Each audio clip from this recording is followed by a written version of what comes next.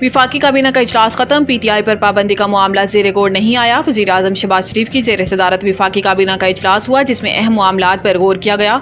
ज़राए के मुताबिक काबीना ने दोस्त ममालिक के कारोबारी अफराद और शहरियों को वीज़ा फ्री एंट्री की मंजूरी दे दी। वजारत दाखिला की समरी पर 126 ममालिक के बाशिंदों को वीज़ा फ्री एंट्री की मंजूरी दी गई। इन ममालिक के लिए डिजिटल वीज़ा देने की मंजूरी दी गई। ज़राए का बताना है कि इजलास में SECP एक्ट 1997 के तहत खसूसी अदालत के क़याम, निजकारी कमीशन के बोर्ड के अराकीन की तादाद में इजाफे और मतरूका वक्फ इमलाक बोर्ड के चेयरमैन की तैनाती की मंजूरी दी गई। जबकि काबीना ने पाकिस्तान और डेनमार्क के दरमियान MOU पर दस्तखत भी किए। MOU पर दस्तखत की भी मंजूरी दे दी। ज़राए के मुताबिक विफाक की 2021-22 और 2022-23 के लिए पॉलिसियों पर अमल दरामद की रिपोर्ट काबीना में पेश की गई। ज़राए का कहना है कि काबीना में PTI पर पाबंदी का मामला भी ज़ेरे गौर आना था, ताहम इजलास में इस मामले पर कोई गौर नहीं किया गया। ज़राए ने मजीद बताया कि काबीना इजलास में साबिक सदर आरिफ अलवी, इमरान खान और कासिम सूरी पर आर्टिकल 6 लगाने का मामला भी ज़ेरे गौर नहीं आया। IPP से हाथ जोड़कर कहें हमसे गलती हो गई, मुआहिदे खत्म करो। मुस्तफ़ा कमाल। इस्लामाबाद में नेपरा हेडक्वार्टर के सामने मीडिया से गुफ्तगू करते हुए रहनुमा MQM पाकिस्तान मुस्तफ़ा कमाल का कहना था कि दोस्त ममालिक से हाथ जोड़कर कहें कि कैपेसिटी पेमेंट्स की शिकें ख़त्म की जाएं।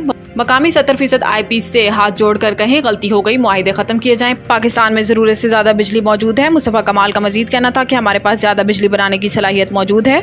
पाकिस्तान में 17 घंटे की लोड शेडिंग की जा रही है। दही इलाकों में 4-4 दिन तक बिजली नहीं होती। बिजली की लोड शेडिंग के बावजूद बहुत ज़्यादा बिल आ रहे हैं। ये हालात हो गए हैं कि बड़े भाई ने छोटे भाई को बिजली के बिल के पैसे मांगने पर कत्ल कर दिया। गैर मुल्की 20 से 30% IPPs दोस्त ममालिक से हाथ जोड़ें कि कैपेसिटी पेमेंट्स क्लाज ख़त्म किया जाए। IPPs को बिजली ना बनाने के पैसे देने का मुआहिदा ख़त्म करना होगा। IPPs बेशतर कंपनियां दोस्त ममालिक की हैं, इनसे जाकर बात करना होगी कि कैपेसिटी पेमेंट मामले पर नज़रसानी की जाए। इस्लामाबाद हाई कोर्ट इलेक्शन तरमीमी एक्ट के खिलाफ दरखास्त पर लॉर्जर बेंच तश्कील देने का अदनिया। Chief justice Islamabad high court justice Aamir Farooq ने इलेक्शन तरमीमी एक्ट के खिलाफ PTI रहनुमा अली बुखारी की दरखास्त पर समाअत की, जिसमें अदालत ने इलेक्शन तरमीमी एक्ट के खिलाफ दरखास्त पर लॉर्जर बेंच तश्कील देने का अदनिया देते हुए अटॉर्नी जनरल को नोटिस जारी करके मुआवनत के लिए तलब कर लिया।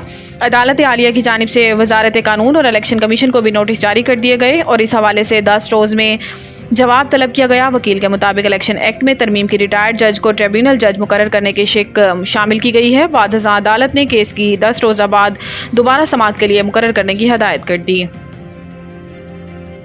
मेरे खिलाफ GHQ पर एहतजाज के लिए उकसाने का बयानिया बनाया गया। इमरान खान। समाजी राब्ते की वेबसाइट X पर जारी बयान में इमरान खान का कहना था कि परसों मीडिया पर मखसूस एजेंडे के तहत बयानिया बनाया गया। मैंने अवाम को GHQ जाकर एहतजाज पर उकसाया, जबकि हकीकत यह है कि तहरीक इंसाफ की तकरीबन 3 दिहाई पर मुहित तारीख पुरतशद्दुद एहतजाज की कोई मिसाल नहीं मिलती। गुज़िश्ता 2.5 साल के दौरान तहरीक इंसाफ के खिलाफ बदतरीन हथकंडे इस्तेमाल करके तशद्दुद पर उकसाया गया। नवंबर 2022 में मुझ पर काताना हमला हुआ और मेरी मर्जी की FIR काटने से भी इनकार किया गया। इन्होंने मजीद कहा कि इसके बाद 2 मरतबा मेरी रिहाइशगाह पर अस्करी इदारे ने हमला किया। एक मरतबा में पेशी के मौका पर मुझे कत्ल करने का बाकायदा मंसूबा बनाकर सादा लिबास में लोगों को छोड़ा गया। सिर्फ यही नहीं, 9 मई को अवाम को इंतशार दिलाने के लिए एक साबिक वज़ीर-ए-आज़म और पाकिस्तान की सबसे बड़ी और मकबूल सियासी जमात के सरबराह को जिस हतक-आमेज़ अंदाज में अगवा किया गया, वो भी किसी बड़े हादसे का सबब बन सकता था। लेकिन तहरीक इंसाफ के कारकुनान की सियासी तरबियत में तशद्दुद का कोई अंसर शामिल नहीं।